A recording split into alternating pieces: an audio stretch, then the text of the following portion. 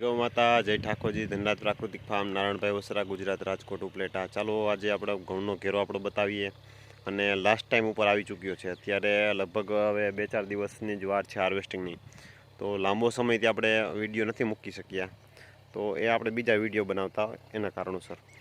તો ચાલો બતાવીએ તમને ઘઉં નજીકથી, અને ઘઉં અત્યારે પાકની તૈયારી ઉપર આવી ગયા છે. 2-4 દિવસની વાર લાગે એનું કારણ પણ તમને બતાવો. કમ્પ્લીટ અત્યારે એવું લાગે કે સુકાઈ ગયા છે આમ જોઉં તો, પણ હજી બાય ચાન્સ ક્યાંક જો આપેલી આવી લીલી ડુંડી દેખાય છે ને 2-4 દિવસ, એના કારણે ક્યાંક ક્યાંક હજી કોક એવી ડુંડી દેખાતી હશે. તો તમે આમ ઓવરઓલ ઘઉંનો ઘેરો જુઓ તો હાઈ ક્લાસ પરફેક્ટ સુકાઈ ગયો છે, અને ક્યાંક ક્યાંક કોઈ ઝાડવા રહી ગયા હતા એ ઝાડવા અત્યારે દેખાય છે.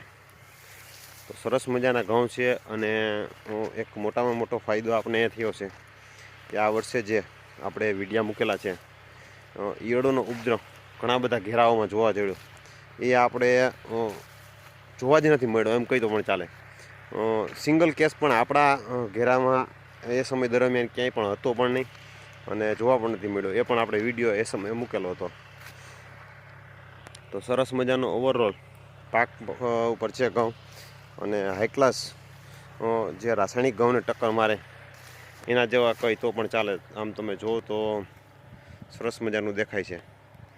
અને 2-4 દિવસની વાર છે એનું કારણ તમને કહું કે ઘણી બધી આમાં ડુંડીઓ તમે જુઓ તો આમ વાંકી વળી ગઈ, એ કમ્પ્લીટ પાક ઉપર હોય, અને ઘણી ડુંડીઓ જે સીધી છે એ જે કપાઈ એ એવા પરિસ્થિતિમાં મૂળમાં ન હોય, તો એટલે એમાંથી દાણા પ્રેસ થાય તો એમાંથી નીકળે પણ નહીં. એટલે હજી 2-5 દિવસની એટલા માટે થઈને હજી વાર છે, અને ખૂબ સારામાં સારું બેનિફિટ અને રિઝલ્ટ આપણે તો વર્ષ પ્રતિ વર્ષ મળે જ છે. તો તમે આ આપણો ઘેરો છે એ તમે જુઓ તો એની બાજુમાં જ રાસાયણિક ઘેરો છે, એ પણ હમણાં આપણે બતાવવાનો પ્રયત્ન કરશું. તો એમાં ને આમાં કોઈ પણ પ્રકારનો કાંઈ તફાવત છે નહીં.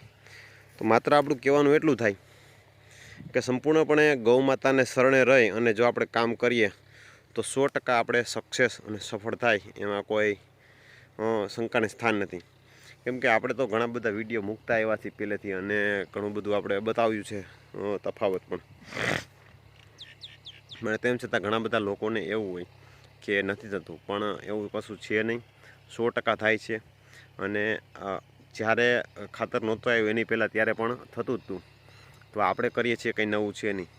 માત્ર ને માત્ર નવું એ છે કે આપણે એના કલ્ચર બનાવતા શીખ્યા. પહેલાં એમને નાખવામાં આવતું, અને આપણે કલ્ચર બનાવતા શીખ્યા. એટલે બહુ સારામાં સારા એવા એના રિઝલ્ટો આપણે મળવાના ચાલુ થયા. તો માત્ર કહેવાનો આપણો હેતુ અને મિનિંગ એટલો જ છે કે જો ખરેખર પ્રકૃતિને પ્રેમ કરતા હોય, અને આપણે અને આપણા ઘર પરિવાર અને આપણા નજીકના વાતાવરણને જો શુદ્ધ અને સાત્વિક ખવડાવવા માગતા હોય, તો ખરેખર પ્રાકૃતિક ખેતી બાજુ વળવું જોઈએ. અને પ્રાકૃતિક ખેતીના અનેરા રિઝલ્ટો છે એ આપણે જોઈએ જ છે. તો કહેવાનો હેતુ અને ધ્યેય એ જ છે, માત્ર આ બાજુમાં રાસાયણિક ઘેરો છે તો એ પણ એ જ રીતનો દેખાય છે, બરાબર. જો આ રાસાયણિક ઘેરો છે, હવે તમને આપણા ઘઉં બતાવીએ.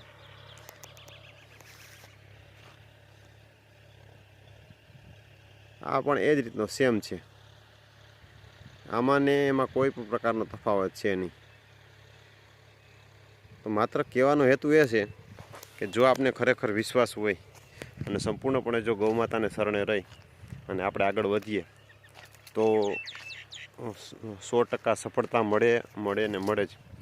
તો આપણે હવે લગભગ હવે 2-5 દિવસમાં હાર્વેસ્ટિંગ કરવાનું છે, અને ખૂબ સરસ મજાનો આપણા કસ્ટમરોનો પ્રતિસાદ છે, અને ખાનારા વર્ગ પણ જાગૃત છે. એટલે હું એમ કહું કે લગભગ 80થી 90% લગી બધી બુકિંગ છે જ. આમ ઉત્પાદન કેટલું થયો મળશે ને એ આ વર્ષે કન્ફ્યુઝન છે. કેમ કે દર વર્ષે મળે તો ખ્યાલ જ હોય, પણ આ વર્ષે જે ગરમીએ જે ઉત્પાદનમાં જે કોઈ પરફેક્ટ આંકડા નથી આવતા એના કારણે થઈ, એટલે આપણે પરફેક્ટ નથી કહી શકતા. એટલે 100% આપણે રિઝલ્ટ મળશે, અને ઉત્પાદન પણ સારું આવશે એવી આશા પણ છે. પણ તેમ છતાં આ વર્ષે આપણે કન્ફર્મ શ્યોર નથી થઈ શકતા. એટલે લગભગ 80-90% જેટલું આપણું બુકિંગ કન્ફર્મ છે. અને આપણી સાથે જે જોડાયેલો વર્ક છે એ બધાનો ખૂબ સારો અને પ્રતિસાદ છે. અને રેગ્યુલર આપણું વાવેતર થાય વિડીયા જોયા હોય ત્યારથી જ આપણે બુક કરાવી દઈએ છીએ, કેમ કે આપણે જે રીતે કોઈ પણ પ્રકારની કોમ્પ્રોમાઇઝ નથી કરતા એ રીતે આપણા કસ્ટમરો કોઈ પણ પ્રકારની કોમ્પ્રોમાઇઝ કરવા નથી માગતા. એના કારણે થઈ અને ખૂબ સારો એવો પ્રતિસાદ આપણને મળે છે. અને જેમ જેમ જાગૃતતા આવે છે એમ ખાનારા વર્ગ પણ આ રીતે ડાયરેક્ટ જેવા ખેડૂત પાસેથી જે માલ મળવાની જે આશા હોય તેવા ખેડૂતોની સાથે જોડાયેલા રહીએ અને આગળ એની સાથેથી ખરીદવાનો પ્રયત્ન કરે. તો ખૂબ ખૂબ આભાર પણ માનું છું મારા જે કસ્ટમરો છે, રેગ્યુલર કસ્ટમરો છે, કે જે મારી સાથે સતત જોડાયેલા છે અને સતત મને પ્રતિભાવ એ રીતનો આપે છે. એટલે એના માટે થઈને ખાસ કરીને તો વિડીયો બનાવી વિડીયોના મારફતથી કહેવાનું કારણ જ એ છે કે જે પકાવનારો વર્ગ છે એ પણ જાગૃત થાય અને ખાનારો વર્ગ છે એ પણ જાગૃત થાય. કેમ કે આપણે જે ઘઉંમાં ઈયળો આવી એનો વિડીયો મૂકવાનો મેન હેતુ અને ઉદ્દેશ્ય એ જ છે કે આવનારા સમયમાં આપણે એક એવું હતું કે ઘઉં છે એમાં ક્યાં કોઈ દવા છાંટે છે, બધાને એવું હતું. પણ આવનારા સમયમાં ગયા વર્ષે ને આગલા વર્ષે નોર્મલ ક્યાંક દેખાણી હતી. તો આ વર્ષે લગભગ 50 થી 60% ઘેરા એવા બગડી ગયા. એટલે રાસાયણિક ખેતી કરતાં આવતે વર્ષે 100% એ બધા જ ઘઉંમાં દવાનો છંટકાવ થશે ને થશે. બરાબર. તો હવે જે આપણી રોટલી હતી એમાં માત્ર જે રાસાયણ નાખવામાં આવતું એની બદલે હવે ઝેર પણ નાખવામાં આવશે. જે જમીનમાં જે ખાતરરૂપી રાસાયણ નાખવામાં આવતું હવે ઉપરથી ઝેર પણ દવારૂપી ઝેર પણ નાખવામાં આવશે. એટલે માત્ર કહેવાનું એ છે ખાનારા વર્ગ પણ જાગૃત થાય અને એના કરતાં પણ પકવનારો વર્ગ પણ જાગૃત થાય.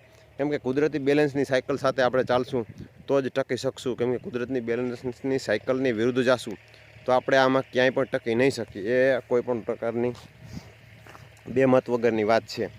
તો જો આપણે ટકી રહેવું હોય અને જો ખરેખર આપણે ખેતી સાથે જોડાયેલું રહેવું અને ખેતીને આપણે આબાદ અને સમૃદ્ધ બનાવવી હોય તો ગૌ માતાને શરણે રહી અને આ જ રીતનું કરશું તો જ ચાલશે, નહીંતર ચાલશે નહીં. આવનારા સમયમાં જમીન પણ બંજર થશે અને કોઈ પણ પ્રકારના આપણા પાક વાવેલા હશે એ પણ સંપૂર્ણપણે નષ્ટ થશે અને ઝેરી થશે. તો કહેવાનો હેતુ ધ્યેય એટલો જ છે, માત્ર આપણે વળીને બધા જ વિડીયામાં કહેતા હોય કે ભાઈ તમે પ્રાકૃતિક ખેતી બાજુ વળો. પ્રાકૃતિક ખેતી સિવાય કોઈ પણ પ્રકારનો ઉદ્ધાર છે નહીં. તો માત્ર ને માત્ર પ્રાકૃતિક ખેતી જ ખેતીને સમૃદ્ધ બનાવવાનો અને ખેતીને આબાદ બનાવવાનો ઉદ્ધાર છે. તો ચાલો નવા વિડીયો સાથે મળશું અને જ્યારે આપણે ટૂંકમાં જો હજી આમાં આગળ એનો વિડીયો બનાવવાનો આપણે મોકો મળશે તો બનાવશું. નહીંતર હવે હાર્વેસ્ટિંગના સમયે આપણે ચોક્કસ વિડીયો મૂકશું, હાર્વેસ્ટિંગ કરશું ત્યારે. તો ચાલો નવા વિડીયો સાથે મળીએ.